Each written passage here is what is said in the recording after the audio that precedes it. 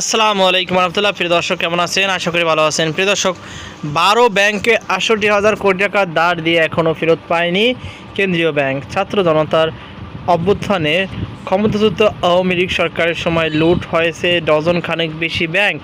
এসব লুটপাটে জড়িত ছিল এস আলম সহ কয়েকটি গ্রুপ। লুটপাটের কারণে ব্যাংকগুলো আর্থিকভাবে দুর্বল হয়ে পড়েছে। গ্রাহকের আমানত অর্থ ফেরত দিতে পারছে না তারা। এমন পরিস্থিতি আওয়ামী লীগ আমল থেকে অন্তর্বর্তীকালীন সরকার সময় পর্যন্ত টাকা ছাপিয়ে 12টি ব্যাংকে ৬৮,২৫০ কোটি টাকা ধার দিয়েছে বাংলাদেশ ব্যাংক। এর মধ্যে আওয়ামী লীগ আমলের সর্বশেষ গভর্নর আব্দুর রউফ তালুকদারের সময় দেওয়া হয় ১৭,২৫০ কোটি টাকা এবং সদ্য বিদায়ী গভর্নর আহসান এইচ মঞ্জুরে দেওয়া হয় ৫১,০০০ কোটি টাকা। এই ঋণ ৩ মাসের জন্য দেওয়া হয়েছিল, তবে বছর পার হয়ে গেলেও তা পরিশোধ করা হয়নি। কেন্দ্রীয় ব্যাংক সূত্রে এই তথ্য জানা গেছে। ধার পাওয়া ব্যাংকগুলো হলো first security Islami bank, social Islami bank, union bank, global Islami bank, Bangladesh commerce bank, ICB Islami bank, Exim bank, national bank, Padma bank, AB bank, basic bank ও প্রিমিয়ার ব্যাংক।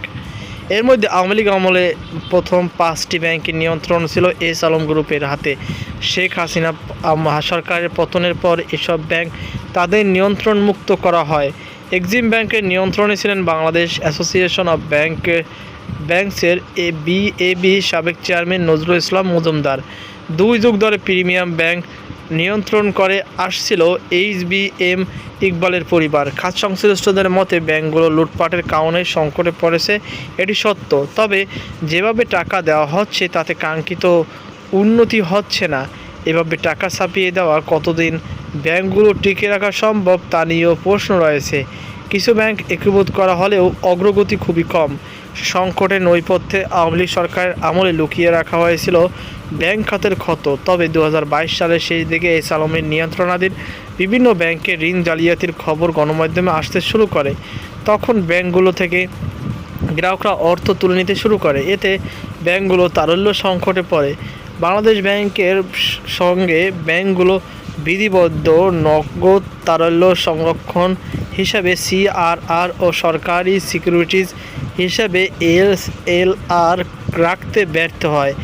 এরপরও ব্যাংকগুলো নানা অবৈধ সুযোগ সুবিধা দিয়ে টিকিয়ে রাখেন তৎকালীন গভর্নর আব্দুর রউফ তালুকদার।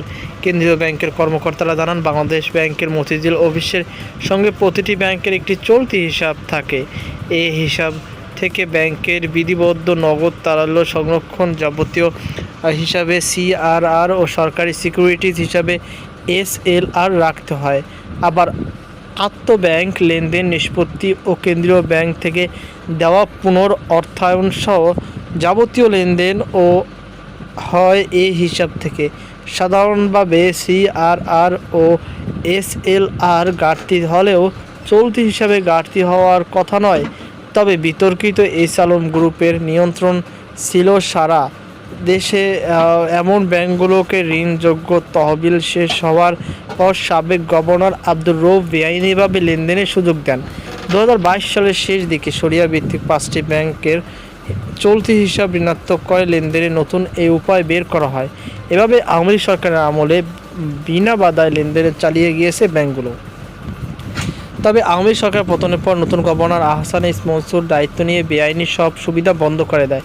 পাশাপাশি ব্যাংকগুলো আগের মতো টাকা ছাপিয়ে দেওয়া হবে না বলেও ঘোষণা দেন। তবে এই সিদ্ধান্ত বেশিদিন অটল রাখতে পারেননি তিনি, কারণ চলতি হিসাব ঘাটতি এবং টাকা ছাপিয়ে ধার দেওয়া বন্ধ করায় গ্রাহকের টাকা দিতে হিমশিম খাচ্ছে ব্যাংকগুলোর শাখায় শাখায় অস্থিতিশীলতার পরিস্থিতি শুরু হলে আবারও নতুন করে টাকা ছাপিয়ে ঋণ দেওয়া শুরু করে কেন্দ্রীয় ব্যাংক। কোনো ব্যাংকের ধার কত টাকা ছাপিয়ে বাংলাদেশ ব্যাংক সবচেয়ে বেশি ধার দিয়েছে ফার্স্ট সিকিউরিটি ইসলামী ব্যাংক। ব্যাংকটির ধারের পরিমাণ হয়েছে ১৫,৮১০ কোটি টাকা। এছাড়া এক্সিম ব্যাংক ১২,০১০ কোটি টাকা, সোশ্যাল ইসলামী ব্যাংক ১০,৮৪১ কোটি টাকা, ন্যাশনাল ব্যাংক ১০,৫৬৮ কোটি টাকা, ইউনিয়ন ব্যাংক ৫,৪২০ কোটি টাকা, প্রিমিয়ার ব্যাংক ৫,০০০ কোটি টাকা।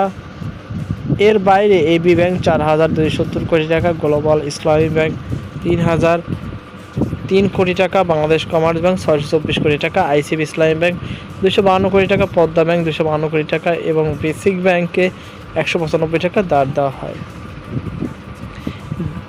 যেভাবে দেওয়া হয় এই অর্থ বাংলাদেশ ব্যাংক অর্ডারে 16(4)(d)(17)(1)(b) ধারা অনুযায়ী 90 দিনের মেয়াদে 11.5% সুদে এই অর্থ দেওয়া হয়। তো প্রিয় দর্শক, এই ছিল আমাদের সর্বশেষ আপডেট। সকল আল্লাহ হাফেজ।